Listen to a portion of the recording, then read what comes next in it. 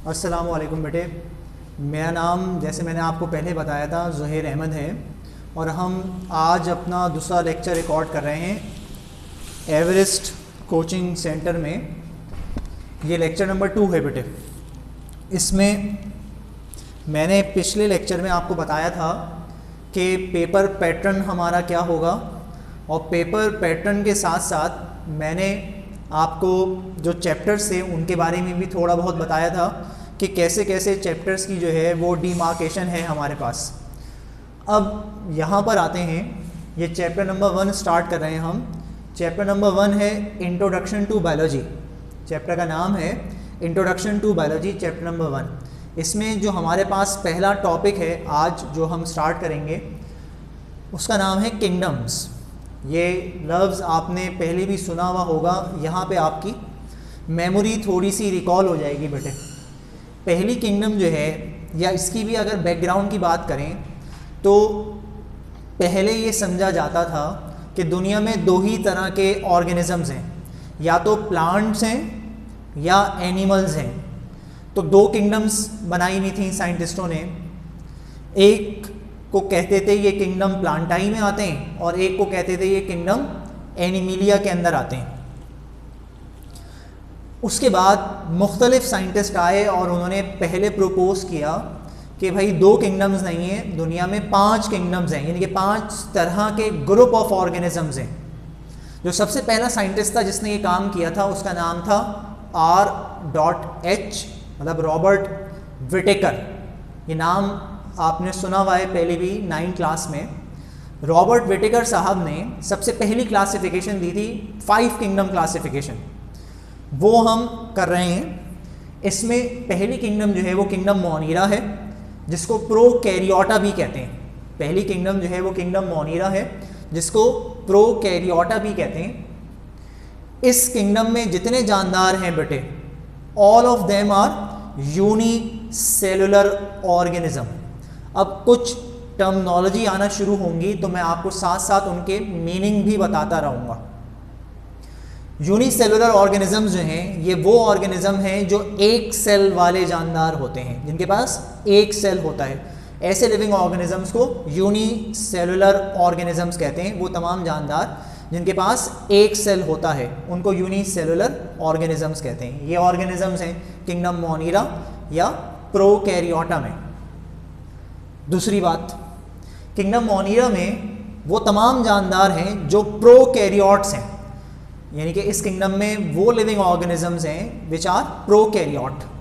अब मैं आपको बताता हूँ कि प्रोकैरियोट्स हम कहते किसको हैं।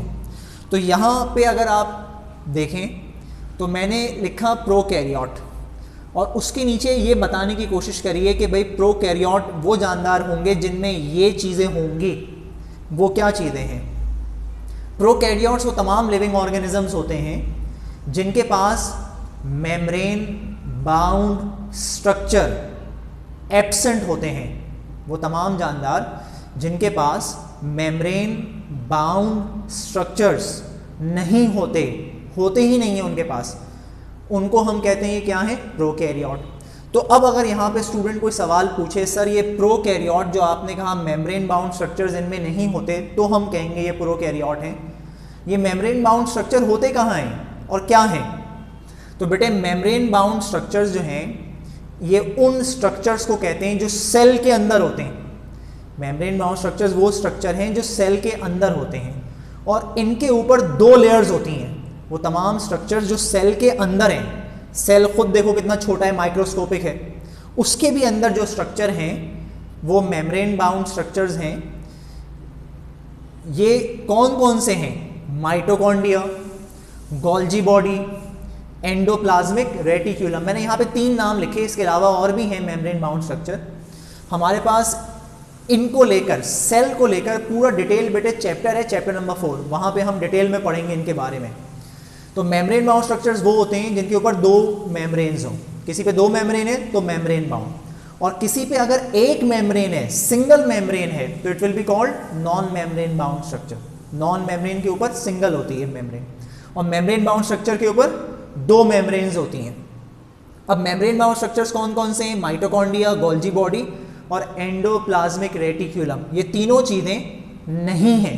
अगर किसी जानदार के सेल में ये तीनों चीज़ें नहीं हैं तो हम उसको क्या कहेंगे? प्रोकैरियोट कहेंगे। इसके अलावा ये जो जानदार होते हैं, प्रोकैरियोट्स जो होते हैं, जिनको हम प्रोकैरियोट कहते हैं, इनके पास ट्रू न्यूक्लियस नहीं होता। ट्रू न्यूक्लियस नहीं होता। किसके पास नहीं होता? प्रोकैरियोट्स के पास ट्रू न्यूक्लियस नहीं होता। ट्रू न्यूक्लियस से मतलब क्या है आपका? ट्रू न्यूक्लियस का मतलब ये है कि ऐसा न्यूक्लियस जिसकी मेम्ब्रेन ना हो, ऐसा न्यूक्लियस जिसकी मेम्ब्रेन ना हो, न्यूक्लियर मेम्ब्रेन ना हो।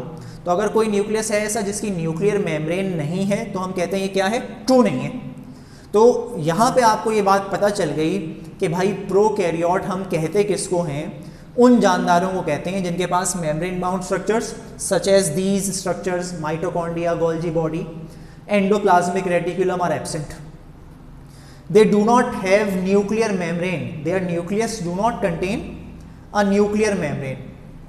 तो अगर किसी ऑर्गेनिज्म के पास ये दो तरह के कैरेक्टरिस्टिक हैं तो we will call that organism a prokaryote. अब ये पता चल गया जो यहाँ लिखा था प्रोकैरियोट, कि किंगडम मोनिरा में जो जानदार हैं वो क्या है? प्रोकैरियोट है। इसका मतलब इनके पास मेम्ब्रेन बाउंड स्ट्रक्चर नहीं है, इनका जो न्यूक्लियस है उसकी मेम्ब्रेन नहीं है। कौन से हैं ऐसे जानदार जिनके पास जो है वो ये मेम्ब्रेन बाउंड स्ट्रक्चर्स नहीं होते हैं, या जो इस किंगडम में आते हैं, किंगडम मोनिरा या प्रोकैरियोटा में आते हैं? तो बेटे दो ग्रुप्स हैं, दो ग्रुप्स हैं जानदारों के। एक बैक्टीरिया है और दूसरा साइनोबैक्टीरिया है।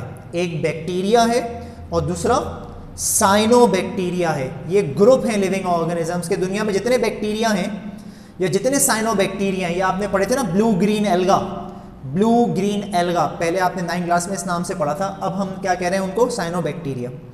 ये दो ग्रुप के जानदार जो हैं वो किस में आते हैं? किंगडम मोनिरा या प्रोकैरियोटा में आते हैं बेटे। तो ये पहली किंगडम हो गई उसके कैरेक्टरिस्टिक। अब सेकंड किंगडम, किंगडम प्रोटिस्टा, इसको प्रोटॉक्टिस्टा भी कहते हैं। किंगडम प्रोटिस्टा या प्रोटॉक्टिस्टा भी कहते हैं इसको। इसमें जो जानदार हैं वो कैसे हैं? यूनिसेलुलर हैं, एक सेल वाले हैं इसमें भी जो जानदार हैं। लेकिन ये कैसे हैं? दे आर यूकैरियोट, ये यूकैरियोट हैं। अब यहाँ पे आए अगर, तो मैंने देखो लिखा हुआ है यूकैरियोट, और मैंने ये बताया है कि यूकैरियोट्स कौन से लिविंग ऑर्गेनिज्म होते हैं। वो लिविंग ऑर्गेनिज्म यूकैरियोट होते हैं जिनके पास मेम्ब्रेन बाउंड स्ट्रक्चर्स, जिनके पास मेम्ब्रेन बाउंड स्ट्रक्चर्स जो हैं वो मौजूद हैं। वो तमाम जानदार यूकैरियोट्स हैं जिनके पास मेम्ब्रेन बाउंड स्ट्रक्चर मौजूद हैं। यानी कि ये mitochondria, Golgi body, endoplasmic reticulum ये है, ये तीनों चीज़ें हैं जिनके पास वो यूकैरियोट है। इसके पास जो यूकैरियोट्स होते हैं इनके पास ट्रू न्यूक्लियस होता है। इसका मतलब है कि इनमें जो न्यूक्लियस होगा उसकी मेम्ब्रेन, न्यूक्लियर मेम्ब्रेन मौजूद होगी। आप यूँ कह लें कि prokaryotes and eukaryotes are opposite of each other, ये दोनों एक दूसरे के अपोजिट हैं। प्रोकैरियोट में मैंने कहा था एब्सेंट है मेम्ब्रेन बाउंड स्ट्रक्चर और ट्रू न्यूक्लियस नहीं है। यूकैरियोट्स में क्या कह रहा हूँ कि मेम्ब्रेन बाउंड स्ट्रक्चर मौजूद है और ट्रू न्यूक्लियस भी मौजूद है, मतलब न्यूक्लियस की भी मेम्ब्रेन मौजूद है। तो किंगडम प्रोटिस्टा से लेके आगे आने वाली भी जितनी किंगडम्स हैं वो सब यूकैरियोट हैं, सिवाय किस किंगडम के? प्रोकैरियोटा को हटाकर जितनी किंगडम्स हैं सब यूकैरियोट हैं। किंगडम मोनिरा या प्रोकैरियोटा में जो जानदार हैं सिर्फ वो ही प्रोकैरियोट हैं, बाकी कोई और प्रोकैरियोट नहीं है। इसके अलावा किंगडम प्रोटिस्टा में वो जानदार हैं कि जिनको अब ये नहीं समझा जाता कि ये प्लांट है, ये एनिमल है या ये फंजाई हैं, क्योंकि इस किंगडम में जो जानदार रखे हैं साइंटिस्टों ने उनके पास मिक्स कैरेक्टर हैं। कुछ कैरेक्टर हैं प्लांट वाले उनके पास, कुछ कैरेक्टर हैं उनके पास एनिमल वाले, और कुछ कैरेक्टर हैं उनके पास फंजाई वाले। तो ऐसे जानदारों के लिए एक अलग से किंगडम बनाई जिसमें रखा उन जानदारों को जिनके पास मिक्स कैरेक्टर थे। उस किंगडम का नाम क्या रखा? किंगडम प्रोटिस्टा या प्रोटॉक्टिस्टा। इस किंगडम में आप कौन से जानदार हैं? अमीबा है, इसमें पैरामीशियम है, यूग्लिना है, प्लास्मोडियम है, और भी जानदार हैं। इस नाम से, किंगडम प्रोटिस्टा के नाम से हमारे पास एक कंप्लीट चैप्टर है बेटे, पूरा चैप्टर नंबर 7। तो जब हम वो करेंगे तो वहाँ पे उसकी बात आएगी। इसके अलावा तीसरी किंगडम है किंगडम फंजाई। इसमें जो जानदार हैं वो सब के सब कैसे हैं, मल्टी सेलुलर हैं, यानी कि एक से ज़्यादा सेल वाले जानदार हैं। सिवाय किसके, यीस्ट के। ये लफ्ज़ यीस्ट आपने सुना होगा बेटे, यीस्ट खमीर को कहते हैं, खमीर को कहते हैं। बेकिंग इंडस्ट्री में इस्तेमाल होता है, अल्कोहलिक फर्मेंटेशन, अल्कोहल को बनाने के लिए भी इस्तेमाल होता है।